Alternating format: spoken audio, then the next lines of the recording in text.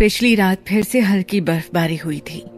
बर्फ की परतें पेड़ों की डालों व पत्तों पे बन गई थी, जिन्हें रोज की तरह माया अपने हाथों से झाड़ती टहल रही थी। Good morning.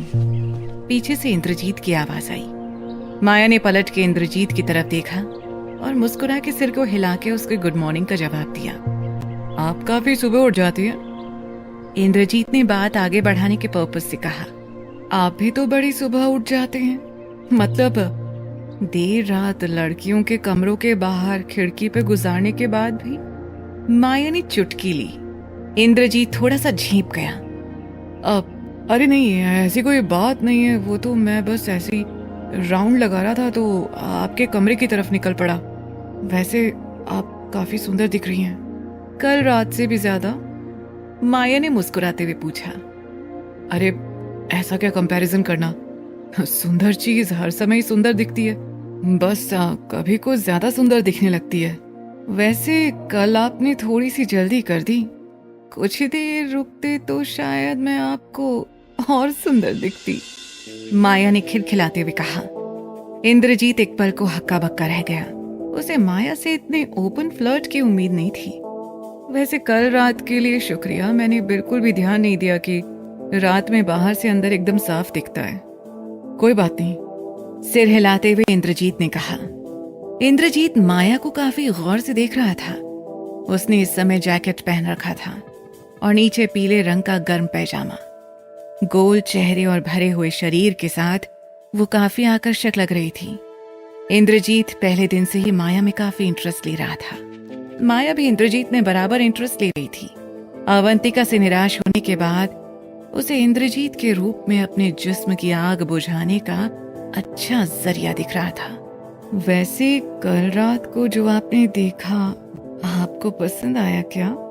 माया ने मामले को और खींचने की जगह अपने कंट्रोल में लेने का निर्णय कर लिया था। इंद्रजीत ऐसे अप्रत्याशित सवाल के लिए तैयार नहीं था। उसे समझ ही नहीं आया कि वो क्या कहे। लगता है खिड़की के पास कोहरे में कुछ साफ देख नहीं पाए थे।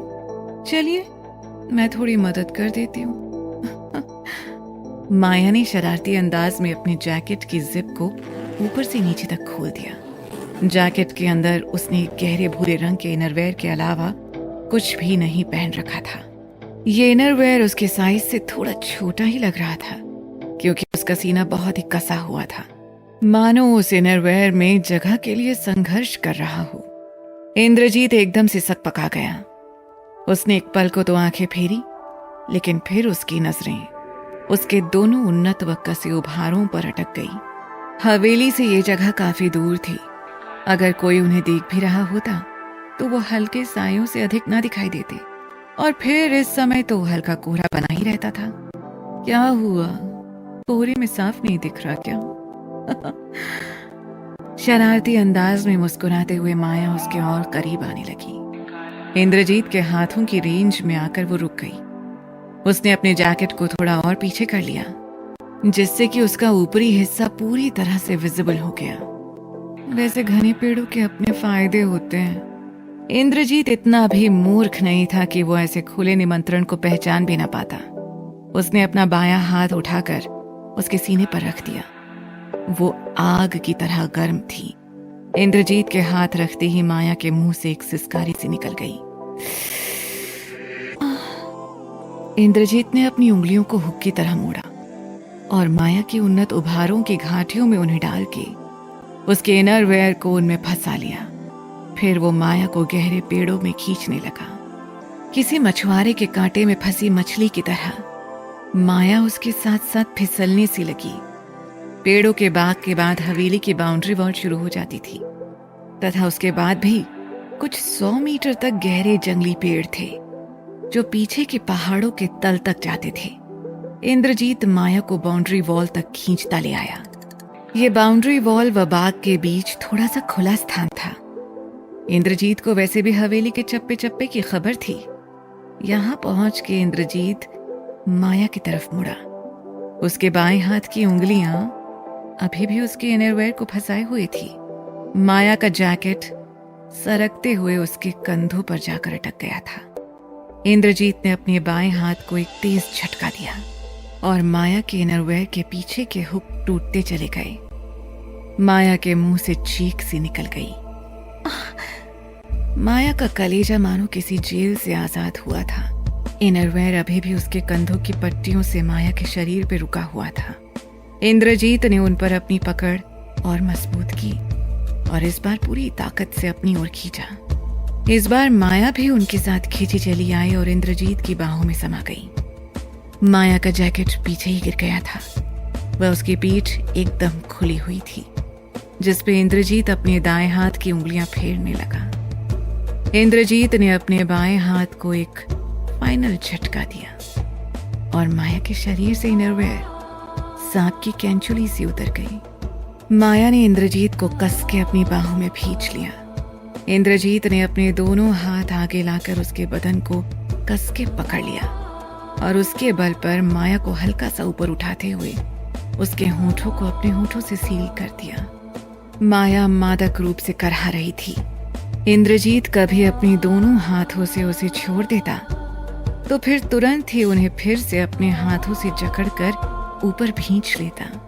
माया की उंगलियां भी तेजी से इंद्रजीत को निर्वस्त्र करने में लगी हुई थी। इंद्रजीत ने कुछ खास कपड़े नहीं पहने थे, बस एक जोड़ी गरम इनर ही पहन रखा था। इसीलिए लगभग तुरंत ही माया उसे पूरी तरह से निर्वस्त्र करने में कामयाब हो गई। इंद्रजीत को पूरी तरह नग्न कर माया 2 कदम पीछे हटकर उसे निहारने लगी। इंद्रजीत हल्के सांवले रंग का हट्टा कट्टा युवक था। उसके शरीर की एक एक मसल किसी मॉडल की तरह शेप में थी।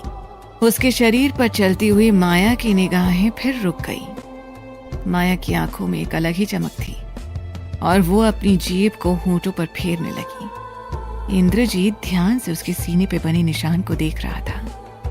फिर उन्हें इग्नोर करता हुआ वो मुस्कुराता हुआ उसकी ओर बढ़ा और अपनी शक्ति का प्रदर्शन करते हुए घुटनों से उसे हवा में ऊपर उठा लिया। फिर अपने दांतों से वो माया के लोअर को खींचने लगा। नहीं नहीं, इसे मत फाड़ना, हमें वापस भी जाना है, माया ने चिल्लाते हुए इंद्रजीत से कहा और वो करहा के रह गई।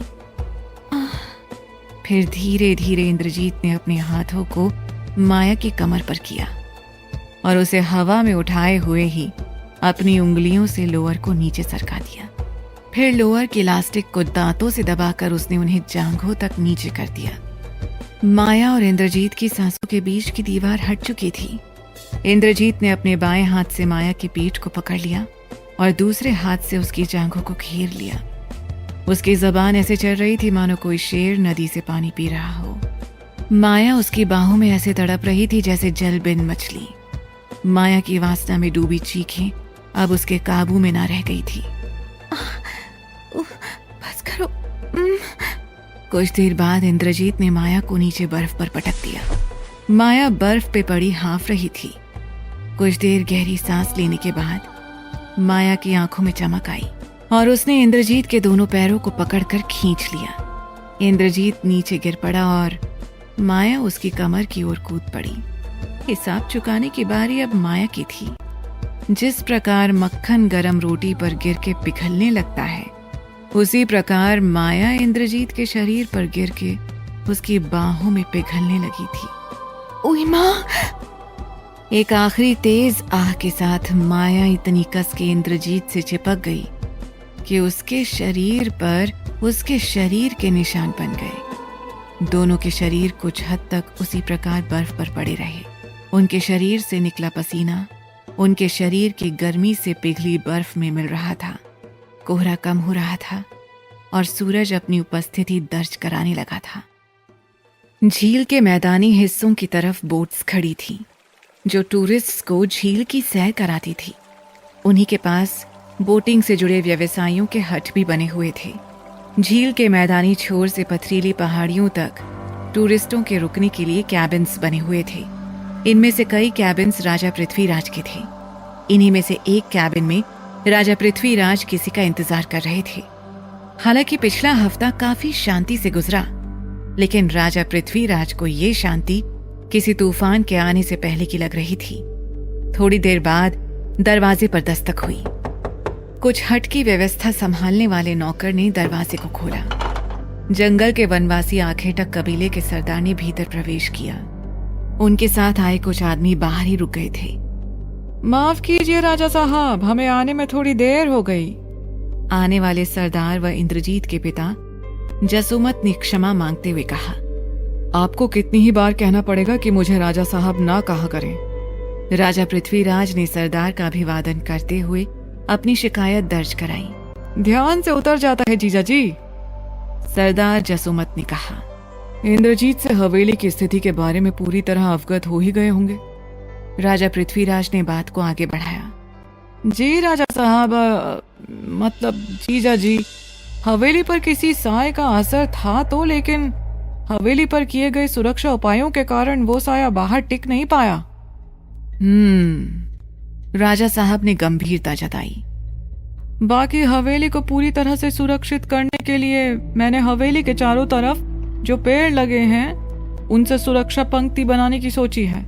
एक लिंगेश्वर के आशीर्वाद और कृपा से हमारे कबीले और वनों के वो वन रक्षक वृक्ष कई शताब्दियों से रखवाले बने हुए हैं। बाकी वो मिशन वाले सालों से हमारे उन रक्षकों के पीछे पड़े हुए हैं। क्या मिशन वाले अभी भी परेशान करते हैं? राजा पृथ्वीराज ने आश्चर्य व्यक्त करते हुए कहा। वो तो पिछली घटना के बाद से ही लगातार पीछे पड़े हुए हैं। उनके अनुसार हम सब जाहिल हैं और हमें यह परंपरा, रीति रिवाज, पूजा पद्धति छोड़कर उनके मिशन की शरण में आ जाना चाहिए। जसुमत की आंखों में क्रोध की लहर सी दौड़ गई। छोड़ो उन सबको, पूरी दुनिया में उनके अनुसार वही एक सभ्य है और उनका तरीका ही एकमात्र सत्य है। ज्यादा परेशान करें तो बताना, प्रशासनिक रूप से उनका इलाज किया जाएगा। प्रशासन भी उनका कहाँ कुछ कर पाती है। गोरी चमड़ी के आगे हम सब की बुद्धि आज भी गुलामी की बेड़ियों से लिपटी है। हवेली की सुरक्षा का इंतजाम जल्द ही कर दो। अवंतिका और सारे बच्चे आजकल वहीं हैं और अवंतिका बता रही थी कि उसके कुछ कॉलेज के फ्रेंड्स भी आने वाले हैं। हम कल के शुभ दिन से ही काम शुरू कर देंगे राजा साहब, जसुमत ने उठते हुए कहा। अच्छा, आप विदा दीजिए। अरे इतनी भी क्या जल्दी है, भोजन करके जाना, राजा पृथ्वीराज ने आग्रह किया। फिर कभी जीजा जी, कुछ ही दिन बाद एक बहुत ही विनाशकारी चंद्र ग्रहण लगने वाला है। उस ग्रहण से पहले हमें अपने कबीले और जंगल की सुरक्षा के लिए काफी तैयारियां करनी है, जसुमत ने कहा। अच्छा, अब आज्ञा दीजिए, प्रणाम।